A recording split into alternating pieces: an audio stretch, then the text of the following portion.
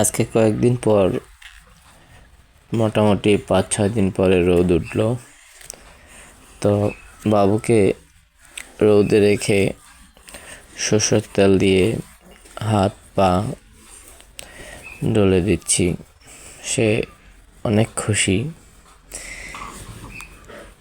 সেই মজা লাগতেছে, তাই না সোনামা?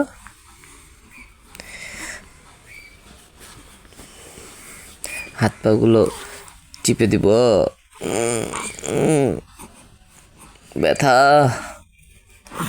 অনেক ব্যথা হয়ে আছে হাত পাগুলো।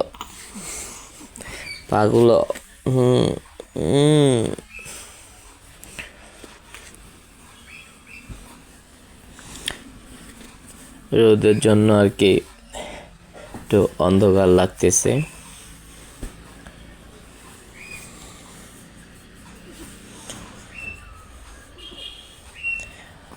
বাচ্চাদের পায়ের তালুয়া সরষের তেল দিয়ে ম্যাসাজ করে দিলে তারা খুব আরাম ফিল করে এবং ঠান্ডা সর্দি থেকে মুক্তি পায়।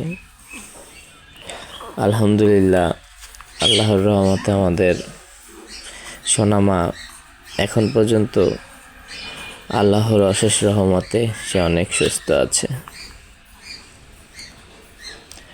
গাইস, আমাদের চ্যানেলটা একটু সাবস্ক্রাইব করে দেবেন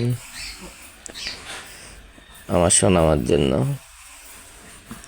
আমরা যেন হাঁটতে হাঁটতে পা পা করে সামনের দিকে এগিয়ে যেতে পারি।